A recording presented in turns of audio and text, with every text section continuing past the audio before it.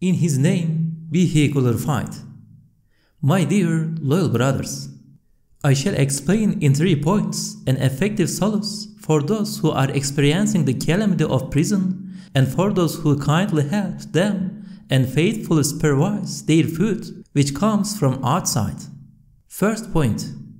Each day spent in prison may gain as much as 10 days worship, and with regards to their fruits, may transform those transcendent hours into enduring hours, and through 5 or 10 years, punishments may be the means of saving a person from millions of years of eternal imprisonment.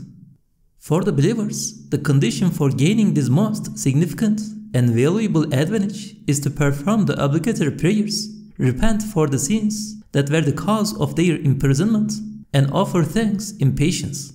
For sure, prison is an obstacle to many sins. It does not provide the opportunity for them. Second point.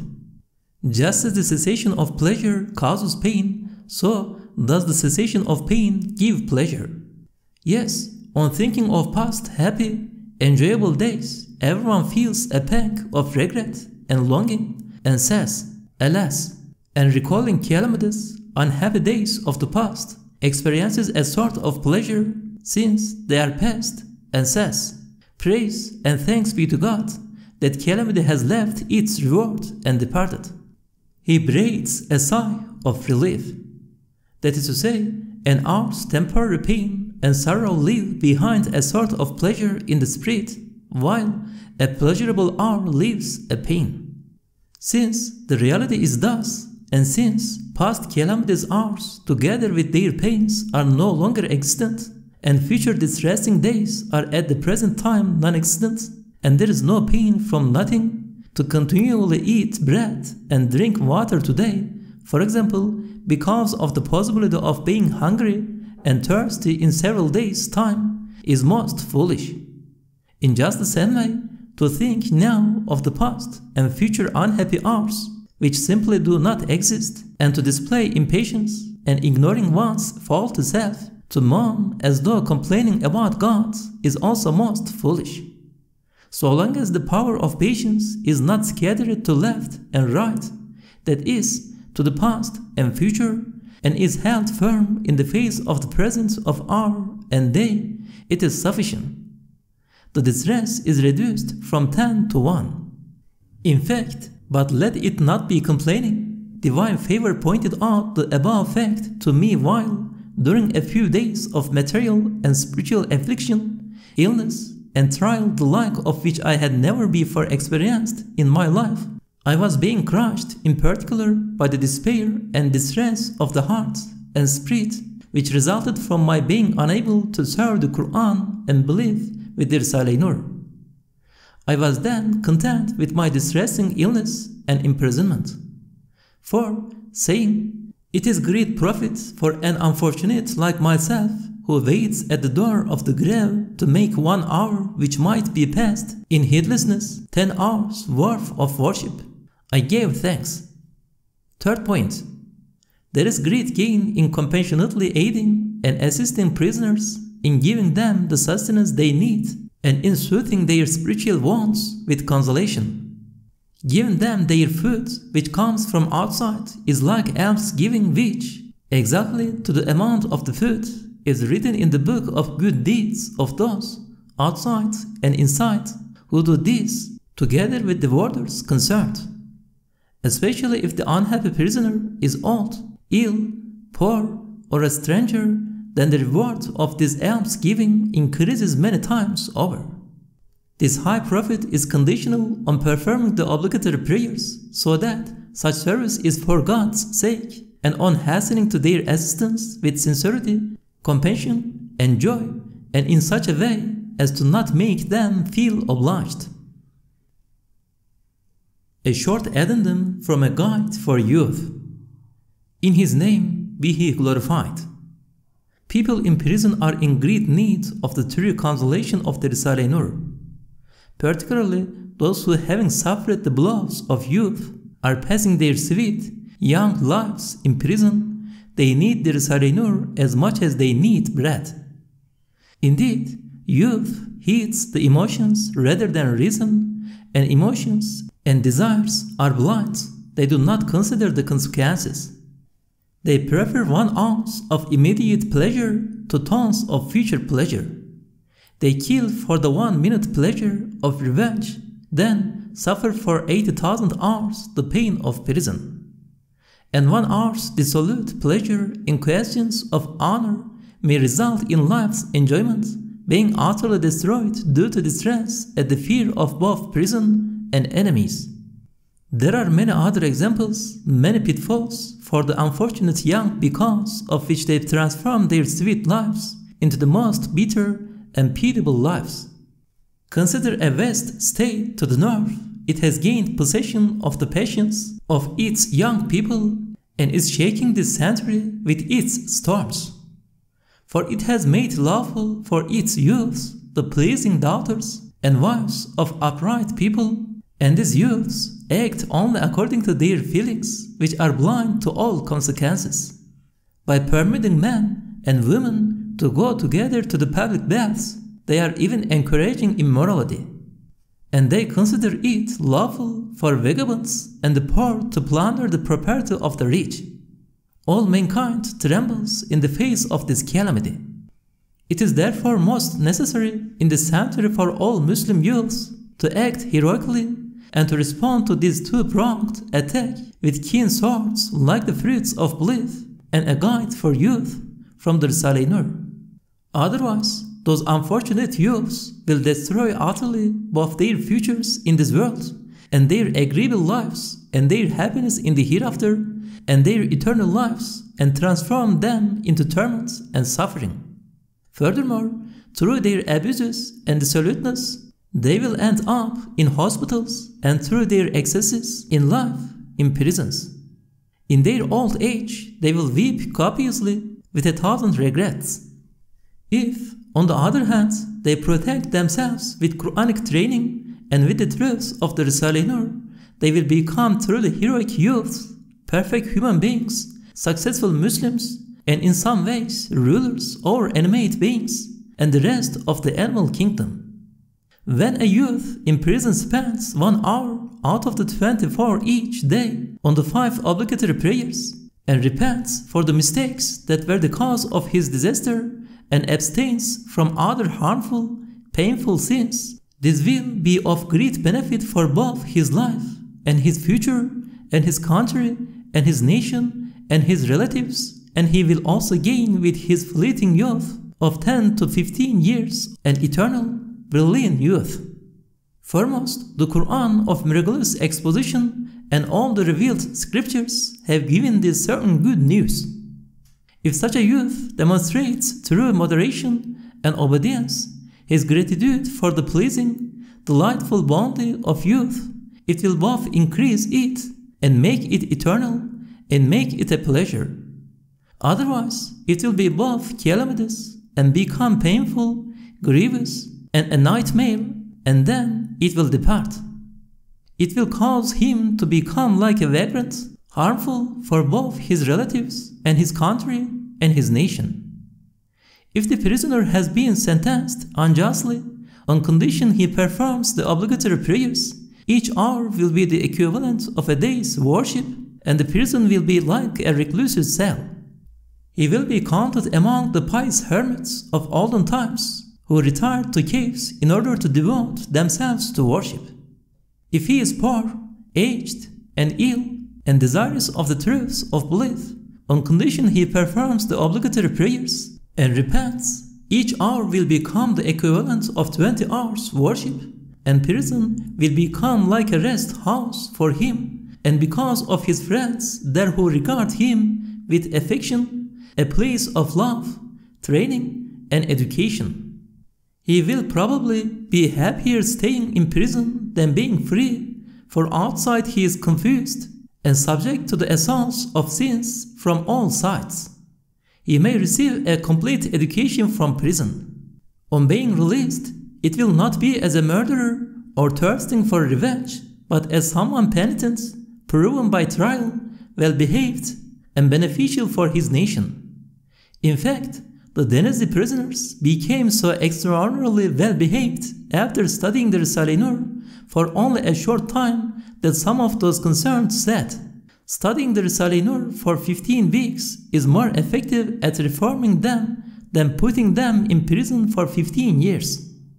Since death does not die and the appointed hour is unknown, it may come at any time, and since the grave cannot be closed, and troop after troop enter it and are lost, and since it has been shown through the truths of the Qur'an that for those who believe death is transformed into discharge papers, releasing them from eternal annihilation, while for the corrupt and the dissolute it is disappearing forever into eternal annihilation, and is unending separation from their loved ones and all beings, most certainly and with no doubt at all, the most fortunate person is he who with patience and thanks fully benefits from his time in prison and studying the Risale-i Nur works to serve the Qur'an and his belief on the straight path.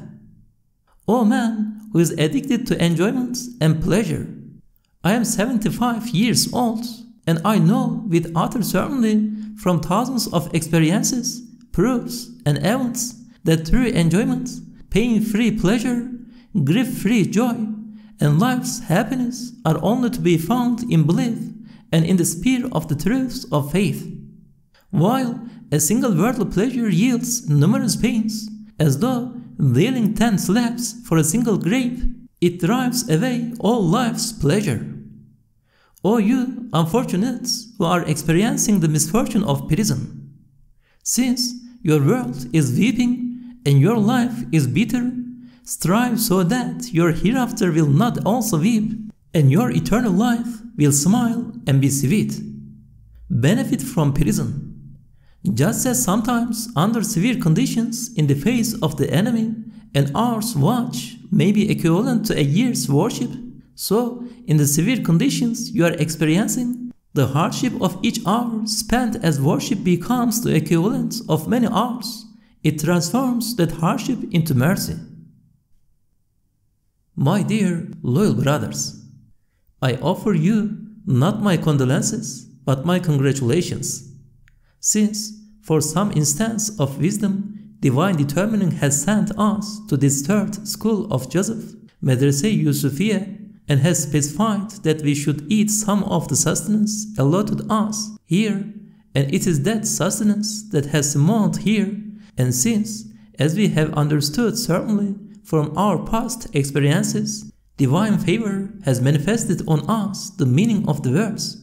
It is possible that you dislike a thing which is good for you, and since our new brothers here in the school of Joseph are in more need of the solace of the Risale-i Nur than anyone, and the members of the judiciary are more in need of the rules and other sacred laws set out in the Risale-i Nur than other officials, and since the very numerous copies of the Risale-i Nur are performing your duty outside and their conquests do not cease, and since each fleeting hour passed here is the equivalent of eternal hours passed in worship, surely because of these points we should joyfully offer thanks for this affair in perfect patience and with fortitude.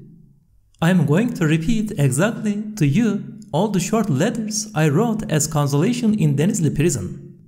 God willing, those episode notes will comfort you too.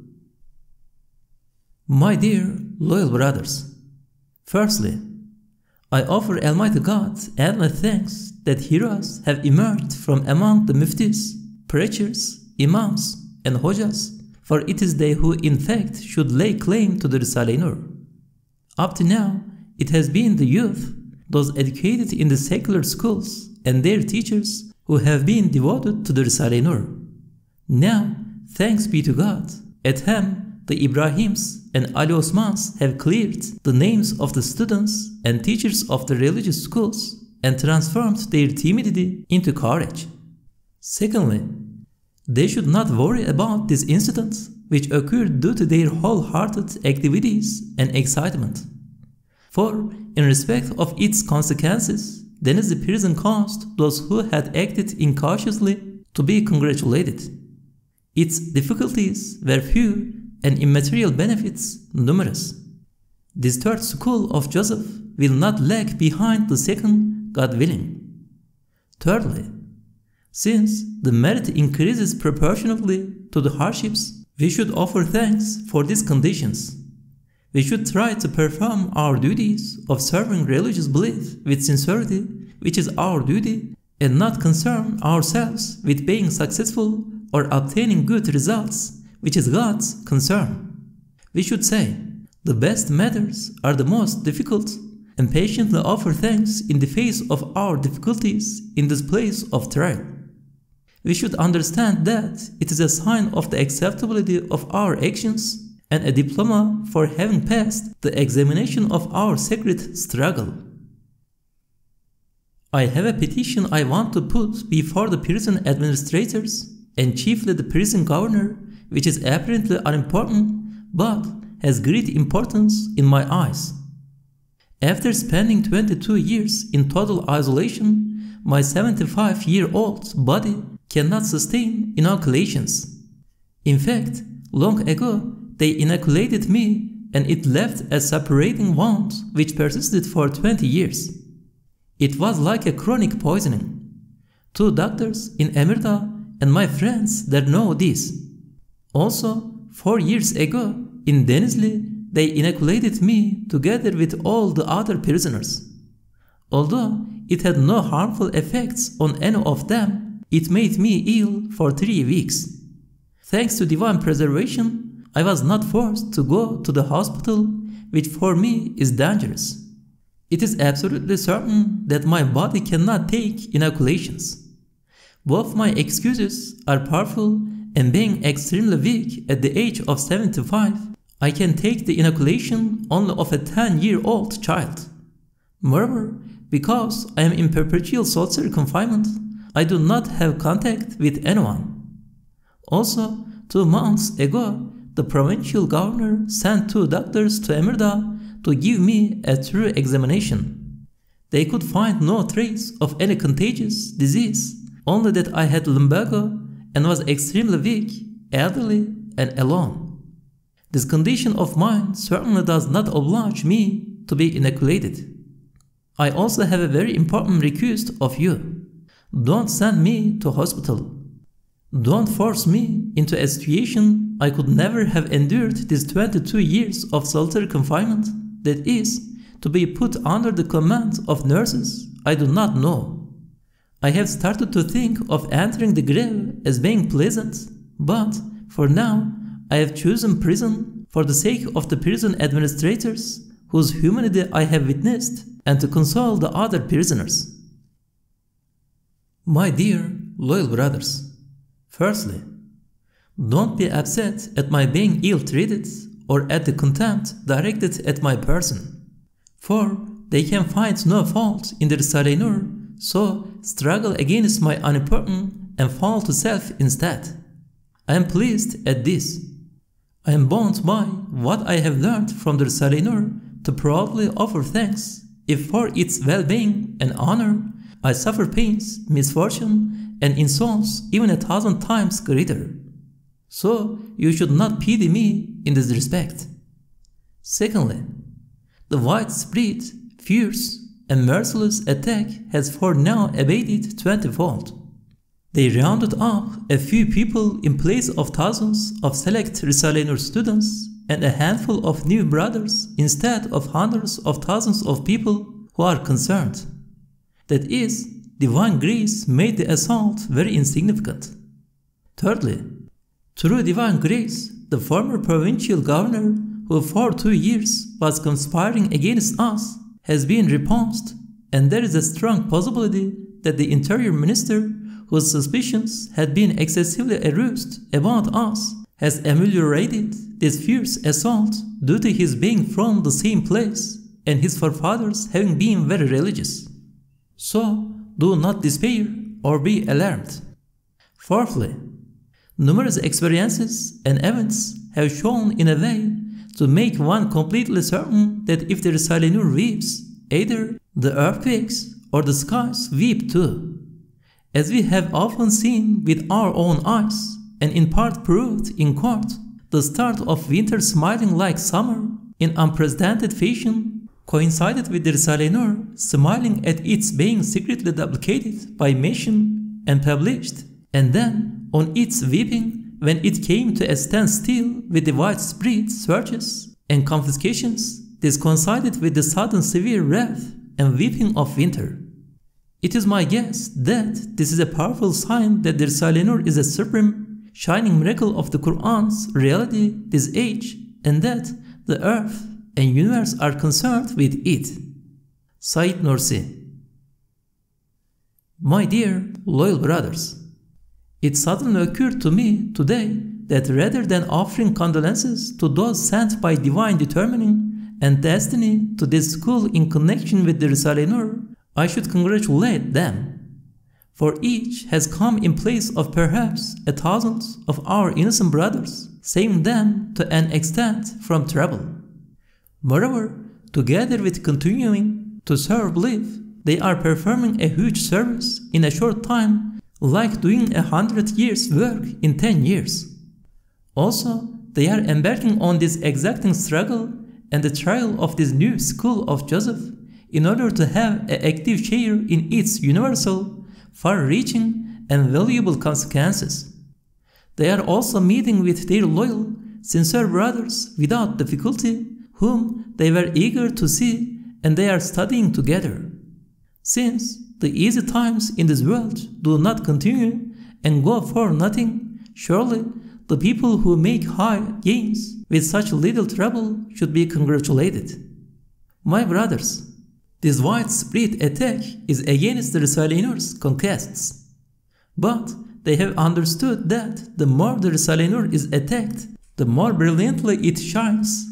The circle of those it teaches is expanded and gains in importance. It is not defeated, it almost leaps behind the veil of Sirr and Tanawwarat. For this reason, they have changed their tactics and no longer attack the Risale-i Nur openly. But divine favor overspreads us, so we should offer thanks in perfect patience. In His name be He glorified. My dear, loyal brothers, it has become necessary to explain two of my strange and subtle states of mind. The first, when being in solitary confinement, I was unable to meet with my brothers such as yourselves, whom I love more than my life. It was imparted to me that there was a divine favor and a benefit in this. For numerous of our brothers of the hereafter were spending 50 liras coming to Emirda to see me for 50 minutes, some for 10 minutes, and some returned without seeing me at all, and this day would have thrown into this school of Joseph on some pretext. Even if, with my little available time and the state of mind arising from my seclusion, I had been able to, the work of serving the Risale-i Nur would not have permitted me to converse at length with those devoted friends. Secondly, one time a famous scholar was seen on numerous fronts in the war by those who had gone to the jihad. They said to him, and he replied, "Certain saints are doing this in my place in order to gain reward for me and allow the people of belief to benefit from my teaching." In exactly the same way, in Denizli it was even made known officially that I had been seen in mosques there, and the governor and warders were informed. Some of them became alert, asking, "Who opened the prison gates for him?" Exactly the same thing happened here. But rather than attributing a very minor wonder to my own very faulty and unimportant self, the ratifying stamp of the unseen collection, which proves and demonstrates the Risale-i Nur's wonders, wins confidence in it 100 or rather 1,000 times more, and ratifies its acceptance. And the heroic students of the Risale-i Nur in particular ratify it with their pens and states which are truly wonders. Said Nursi. My dear, loyal brothers, don't worry about me. I am pleased and happy just to be together with you in the same building. Our task now, one set of my defense speeches should be sent to Sparta. If possible, 20 copies should be made both in the new letters and by the duplicating machine in the old. It should even be shown to be public prosecutor there. A copy should also be given to our lawyer in person, and another copy given to the prison governor, which he should give to our defense lawyer. It should also be sent in both the new letters and the old to the departments of government in Ankara, as it was sent while we were in Denizli. If possible, 5 copies should be prepared to send to Ankara. For the copies of the Risale-i Nur in the old letters which were seized were sent to those departments, and particularly to the Directorate of Religious Affairs, before being sent here. Also, tell our lawyer, Ahmet Bey, that when writing out my defense on the typewriter to pay especial attention to its being correct. For my manner of expression does not resemble anyone else's. Sometimes a wrong letter or even a wrong point changes the matter in question and spoils the meaning. Also, if you are not given permission to use the 2 typewriters that have been sent, they should be returned. Also, don't become alarmed or dismayed, and don't despair. As the verse, verily, with every difficulty there is relief. In verse, divine favor will swiftly come to our aid, God willing.